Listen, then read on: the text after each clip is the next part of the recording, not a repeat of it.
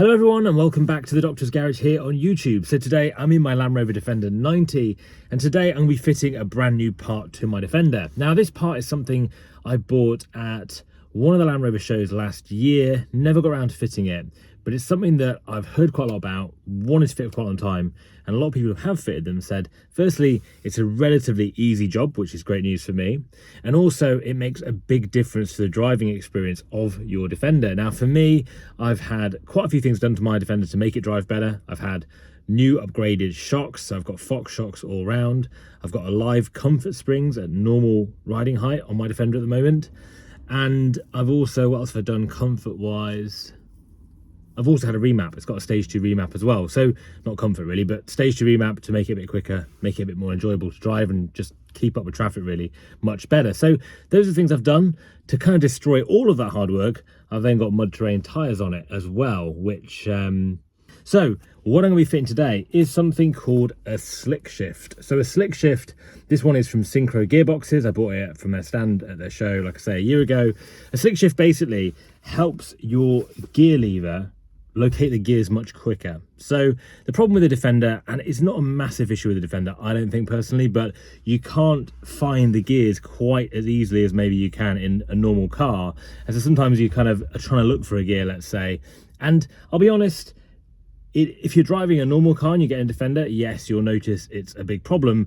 But if I'm honest with you, like compared to something like my Land Rover Series 1, that is, you're all over the place. Like it's really difficult to find a gear. This Defender actually isn't too bad. However, this is going to make it a whole lot better and just a lot easier to drive. It's one of those small comfort mods that make it easy to find a gear and as a result, enjoy driving your Defender a little bit more. So this is what we're going to be fitting today. This product particularly is a great price. I think these are about, I think it was show discount, it was between £50 and £80, I can't remember exactly, but quite a cheap upgrade, something that makes a difference to your day-to-day driving. So let's fit it today. Let's see what it's like. I'll take it for a test drive as well and see if it makes enough of a difference to be worthwhile doing. So let's get into the video. So let's take a look what you get in the kit. I've got the Defender R380 Slickshift because that I'm in a TD5 and that is my gear setup. Now inside the box you get a few different things, and I have watched some of these videos. It says here very helpfully, go check out this video to watch it. I watched a video from Tirspek TV, quite an old video, but he fitted this exact one in his TD5 and it didn't look too bad to fit, but saying that, I think he's got a lot more experience than I have when it comes to messing around with these cars. So you get some bolts in there. You've got the new, and I'm going to say all these terms very wrong, but you've got the new kind of rod that goes down to there that your gear stick attaches to, one of those. Then, which is quite a lot longer than the other one, I believe, you've got a new one of these, which I'll show you when we get into it. And then inside here, you've got this very cool anodized blue aluminium, we'll call it a base plate, right? Very light, but pretty cool. And that's going to go on top.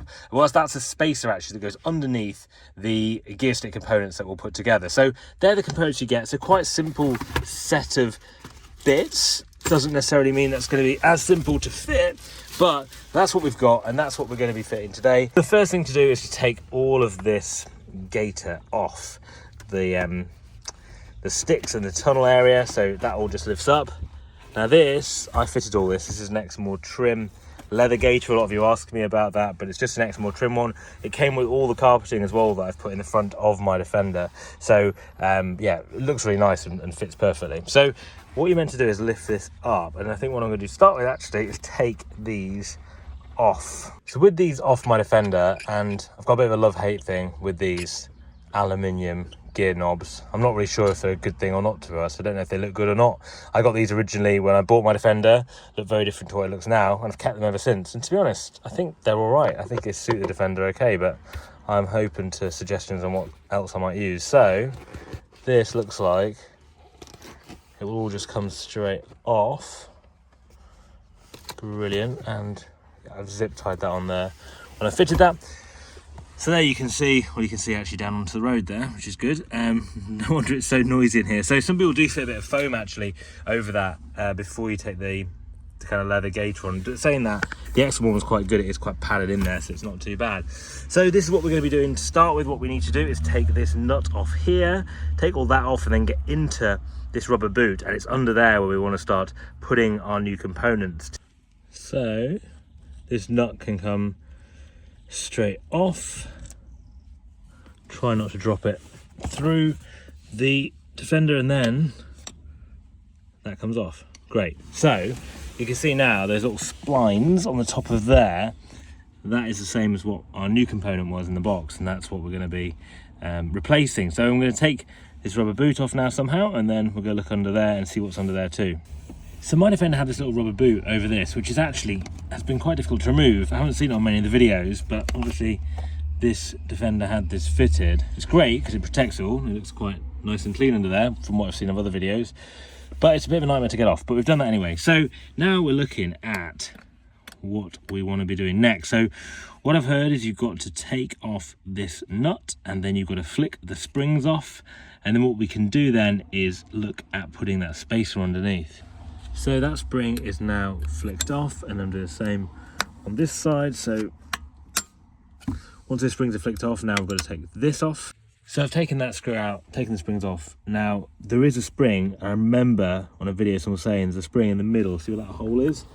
In the middle of this little shaft, and there's a spring inside that, which has just pinged out for me, as well as I saw in this video it did, landed down there. So just be careful when you're taking it out, that spring doesn't fly out somewhere like mine has. But this is the unit we're going to be replacing. So now that we've done that, the next job is to take these 4 nuts out, and the whole unit then pulls out. So that's what we're going to be doing now. So I've got this little magnetic stick that I've never used, had it in a toolbox once, but I'm hoping this is what we need to, yes, recover that spring. So these are coming out okay, to be honest. I'd say the most helpful tool I've got for this is that little magnet tool, because as you can see, if you drop stuff, it falls underneath your Defender, or worse still, gets caught in something. So I'm just seeing if that, yes, it doesn't lift up with that. So I've got to go in there with my little magnet and pull it straight out. Great bit of kit for this job. So I'm hoping now this whole thing should just come out. It does, yep. So let's see. It's pretty crusty. So that's the old seal. You can see it's not in the best condition. If that was, yeah, that looks like there was a seal at some point. So that has now come out. We'll put that to one side. And then underneath is what we're left with. So you can see here, part of that seal there, and you can also see a lot of crud and mud that's all around this area. What we're going to do now is take that grub screw out of there, loosen that off, and then replace that little plastic cupping, I guess, with this new one from SynchroGearboxes. So that's the next job. So this part's proving a little bit difficult. That grub screw is really, really stuck. This car's been off-roaded quite a lot before I got it, as you can see, with all the mud and debris, I guess, all throughout this area. So I can't take that out at the moment, and I've actually tried with an impact wrench, an impact gun, and it still won't move. I've read online people drill these out sometimes. I don't know if I really want to get into that. And actually, it's just to replace this nylon cup. And to be honest, this nylon cup's a new one. It looks a lot nicer, of course, but actually this is not that bad. This is kind of okay. So I'm probably just going to leave this today and put my new components back in and leave that new nylon cup and not use it in this case, because I believe it's just the same, it's just newer. So if I've not taken that out, the next stop is to put the spacer on, and so that literally just goes over the top here, and we can use the longer bolts that we've got after we've put the new turret back on top of there. This space is just to make it a bit higher, and as a result you've got longer bolts to be able to go through into threads. We get the turret back on, and this turret, I'm going to take that broken bit off there, sits straight back over that washer, and so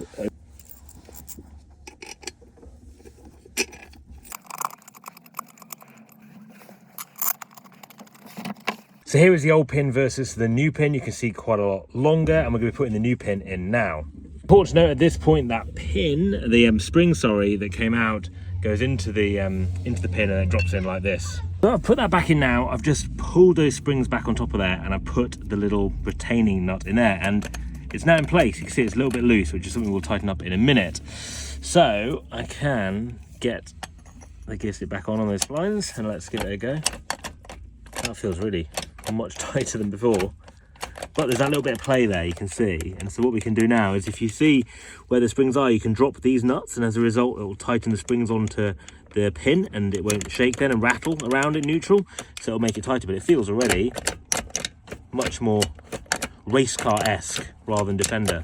So what I've done now is just dropped those little screws, and as a result the spring is sitting on the pin itself, so you don't get that kind of wobble in idle, which is good. It changes perfectly through the gears.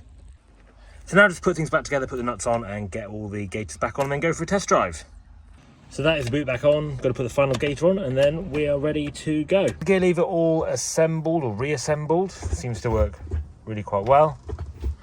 I'll get used to how it feels, because it's quite different to what it was before, but it's definitely, the throw is way shorter now to move. So let's go for test drive. Do feel bad that I haven't got to put this in. Don't know how important that is, considering there's already one in, but yeah, that's not got in. The rest of the kit was great, worked perfectly well. So just on our test drive now with the Slickshift fitted, and it does feel way tighter, to be fair. It's quite weird having a gearbox that feels this small almost in my Defender, but I quite like it. It clicks into gear really easily. It's yeah, it's just a lot easier to find your gear, which is good. I think one thing you'll notice is it's not as loose as before, so it takes a bit more clicking into place. You have to be quite direct as to where you're putting the gear stick and getting it in, which, to be honest, isn't really a problem, but it's definitely something that's a little bit different to how the gear stick was before. But you can see now we're able to work our way through the gears. Yeah, it certainly feels a lot easier to drive, so really happy with that. Pretty easy modification to do. I know that probably took me a little bit longer than it might some other people, but it wasn't actually too bad to do. I don't know how much of a difference it's made me not having put that extra little nylon sort of socket in, but it feels fine, and I think my Defender, to be honest, before was all right from that point of view. So yeah, pretty good, pretty easy to fit. I'll put all the parts of what I've used in this video in the description below, like I always do. And yeah, this part was from SynchroGearboxes, and I think the reason I bought it off them is because on their stand you could try the gearboxes and see what the levers felt like, and I just quite like the feel of it. It's something I wanted to get for a couple of years, and really pleased that I fit it today. So hope you enjoyed the video. Remember to subscribe, like the video, let me know what you think in the comments below, and I'll see you guys in the next video.